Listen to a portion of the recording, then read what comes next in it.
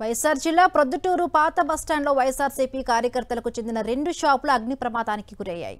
విషయం తెలుసుకున్న ప్రొద్దుటూరు మాజీ ఎమ్మెల్యే రాచమల్లు శివప్రసాద్ రెడ్డి ఘటనా స్థలానికి చేరుకుని బాధితులను పరామర్శించారు. ప్రమాదం జరిగిన తీరు చూస్తుంటే ఎవరో ఉద్దేశపూర్వకంగా చేసినట్టు ఉందని అనుమానం వ్యక్తం చేశారు. ప్రమాదంపై పోలీసులు నిష్పక్షపాతంగా విచారణ జరిపి వాస్తవాలను వెలుగులోకి తీసుకురావాలని సూచించారు. బాధితులకు అండగా ఉంటామని భరోసానిచ్చారు.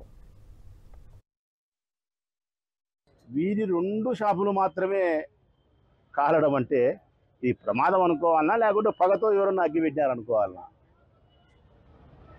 ఇక్కడ అడిగితే చుట్టుపక్కల వాళ్ళను ఎవరైనా అడిగితే ప్రమాదవశాత్తు సంభవించినట్టు లేదు, షార్ట్ సర్క్యూట్ అయితే కాదు, ఇది మీటరు కరెంటు విద్యుత్ షార్ట్ సర్క్యూట్ అయితే ఇది డ్యామేజ్ కావాలా కాదు.